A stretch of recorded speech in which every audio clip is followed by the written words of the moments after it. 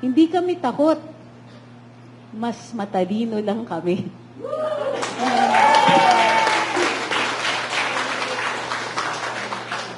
Also, panghabol lang po. Aside from mas matalino kami, we are not Filipinos for nothing. May tanong po ba kayo? Dahil tapos na po lahat ng individuals na magsalita, maaari po tayong tumanggap ng katanungan.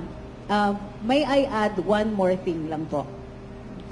Kanina, gusto akong ipa-disbar. Sorry. Okay, ganito yun. Sabi ni Congressman Paduano, is she a lawyer? Malamang, kasi attorney Trixie Angeles yung nakalagay dun sa ano ko. But sige, at dahil abogado ko, at hindi daw ako umattend sa hearing ngayon, sa inquiry ngayong araw na ito, patitignan daw niya sa legal ng House kung pwedeng mag-file sila ng disbarment case sa akin. Walang tanong kung ako po ay lumabag sa Code of Ethics ng mga abogado dahil ito po ang grounds for disciplinary action namin. Idinudulog ito sa Korte Suprema. Iniimbestigahan ng IBP. Pero sa kanilang pagsasalita, akala mo sila yung nagpa-disbar sa akin. Parang, okay. So, ang punto lang po dito, the only reason na pinatitignan nila yung item na yon ay dahil abogado ko na hindi dumating sa kanilang pagdinig. Dahil walang ibang abogado dito sa mga hindi dumating, naging special target ako. Dahil may vulnerability. The mere fact na abogado ko, apadisbar natin yan. Dahil hindi ko daw sila nirespeto. Ang problema din po dito, ang definition nila ng respeto ay slavish obedience. Hindi po respeto na mutual. Gusto nila, ang sabihin nila, kahit invitation yan, ang basa dapat natin dito ay command. Sorry po, kasi dahil ako po ay gumraduate with a degree in linguistics sa University of the Philippines, ang pagbasa ko din, tulad ng ibang abogado, ay precise. So, pag sinabi po nila kasing invitation, ang iniisip ko, pwede kong tanggihan. Dahil ito ay voluntary. Kung sila po ay nagpadala ng subpoena, ibang usapan yon. Gayunpaman, kinokongratulate ko po si Congressman Paduano dahil ipinaaral niya sa legal ng House. Ito po ay step in the right direction. Kasi, nakikita ko ang ibang galawan sa ibang mga committee, parang diretso na dun sa wala nang due process, etc. Step in the right direction lang. Hindi ko sinasabing tama sila. So, ibibigay namin. Lahat kami dito, I don't think any one of us means to disrespect the House. Ang ginagawa lang namin dito ay pinaglalaban yung karapatan namin magsalita at magpahayag. Hindi po kami naghahanap ng sakit ng katawan. Pero, kung yun po ang i-threaten nyo sa amin, sakit ng ulo, sakit ng katawan, isa lang naman mensahe namin dito. You don't scare us. Sa araw-araw ba naman, nung nag-decide kami maglagay ng saloobin sa social media, automatic yun, tinanggap namin, mababash kami.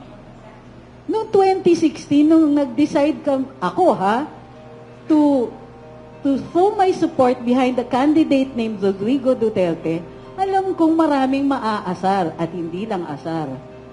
I lost so many friends. Dilaw pala ako. Hindi ko akalain. But that's the choice you make. when you decide to be honest, you want to say something, you accept the consequences. That's what adults do. Unfortunately, we are ruled sometimes, I'm not saying this is just in the house or it's in the house, but by people who are in dire need of adult supervision. And that's really sad. Kasi, di ba, we expect our officials, binoto natin sila because we thought that they could lead us. Ang lungkot naman na they think that they can do this because time is on their side. Kumbaga, okay lang, lapastanganin natin ang karapatan nitong taong to. Anyway, they have to go to court to defend their rights. It's gonna take some time, and in the meantime, i-detain natin sila. Because that's what's happening now. Hindi kami takot. Mas matalino lang kami.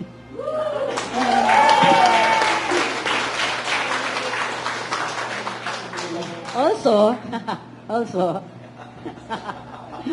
panghabol lang po, aside from mas matalino kami, we are not Filipinos for nothing. May tanong po ba kayo? Go. Ay, wag na. Para hindi tayo gabihin, ha? Game. Go.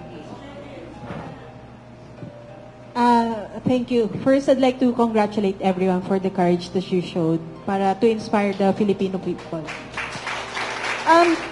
Yung tanong ko is addressed to Attorney Trixie actually, no? Attorney Trixie, para lang din sa kapakanan ng mga maraming nanonood, no? At isang payak na pagpapaliwanag. After today that we or you submitted the petition sa Supreme Court, ang House po ba can still execute yung mga show cause orders or yung mga subpoena na nabanggit nila kanina? It depends on what the action is from the court.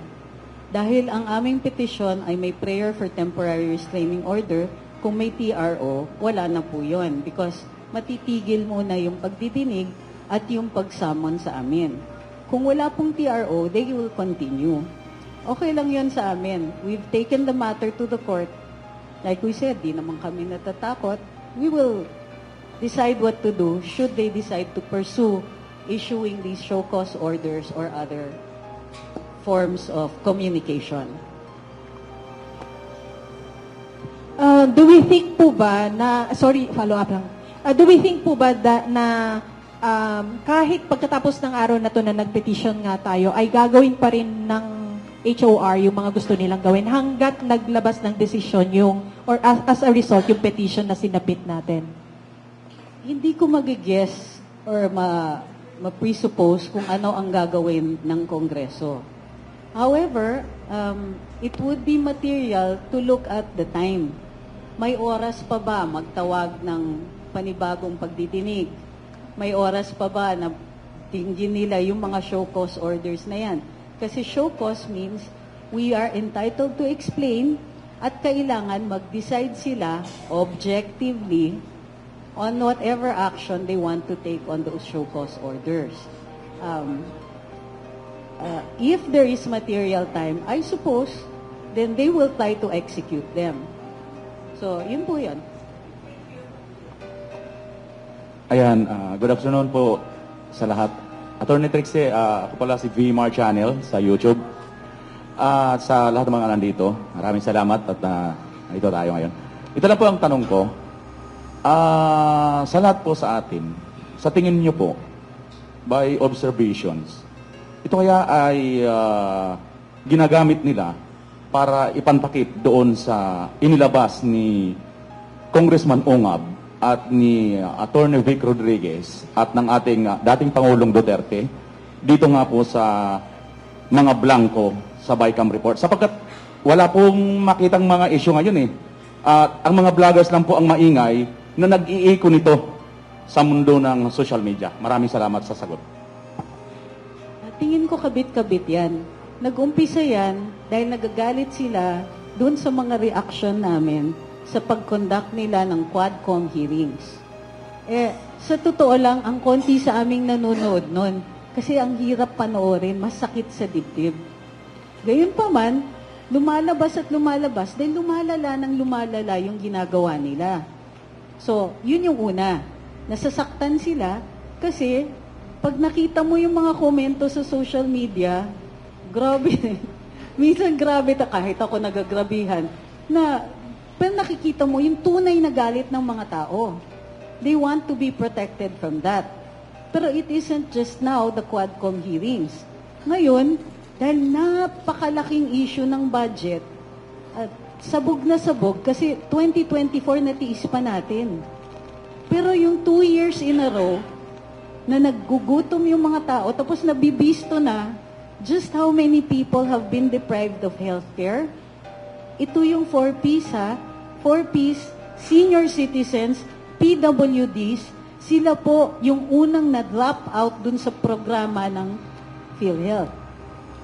So, araw-araw nung dumadaan, na nakikita natin yung mga problema ng bayan na hindi inaasikaso dahil tinututukan nila yung perang makukuha sa national budget, na less likely araw-araw na mananahimik ang mga vloggers. Padating po yung eleksyon. So, kabit-kabit yan. It's the budget, yung impeachment ni VP Inday, and of course, yung darating na eleksyon. Kailangan nila to survive politically or to at least gain a credible win. Alam niyo na kung bakit.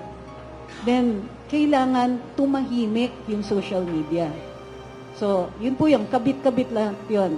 Kasi yung nag-expose ng mga pangyayari na ganyan at nagdi-disseminate ng impormasyon na yan ay vloggers. Yan po talaga ang status dito sa Pilipinas. Follow-up na lang po, Attorney. Makukonclude ba natin na masasabi ba natin na natutumbok po ng mga vloggers ang tunay na issue at problema ng bansa? I don't know if there's such a thing as tunay na issue kasi ang daming issue at lahat totoo or maralas totoo. So, ang trabaho naman ng any media, whether it be, nagkaroon lang kasi ng social media, pero any form of media, alam nyo sa international humanitarian law, ang definition ng journalist is a person who collects information and disseminates it. So all of us are journalists under the international humanitarian law and entitled to protection. So, yung sinasabi mong para pagtakpan ng tunay na issue, no. It's for more information. Ang ginagawa ng vloggers is it just widens the sphere where information is disseminated. So, sa ibang mga tao, nakakatakot yun. Kasi nawawalan sila ng space magtago. At kung ikaw po ay public, ikaw ay official ng gobyerno, at hindi tama lahat ng ginagawa mo, doble yung takot. Which is the entire purpose of the freedom of speech, di ba? So yun po yun. It's really, it isn't about a truth. It's about the space for information where all of us can come to our own conclusions. Wala kasing pwedeng magsabi kung ano ang katotohanan. Halimbawa, hindi nila dinidefine ang fake news. Alam nyo kung bakit? Kasi ang hirap i-define. Halimbawa, si Galileo, sinabi niya, heliocentric ang solar system. Sabi ng Roman Catholic Church, mali ka, fake news ka. 600 years later, nag-sorry sila. Totoo to. Ay, totoo to. 600 years later. Si Galileo di naman natinag. After nung hearing niya, palabas siya ng kwarto. Kinikwento to ng astronomy professor ko. Nax. So, nung habang lumalabas siya sa kwarto, alam mo sabi niya, and yet it turns. Kasi sinabihan siya, you have to state for humankind that the earth does not rotate around the sun. Rotate, pero in Italian kasi parang turns. So, nung pumayag siya, sinabi niya masama, dumikit sa ngalangala. Pero sinabi niya, but as he was walking out the room, sabi niya, and yet it turns. Narinig siya, pero pinabayaan na siyang lumabas. Yun rin sinasabi namin dito. You can hide. And yet it turns. So, it's not aid proof.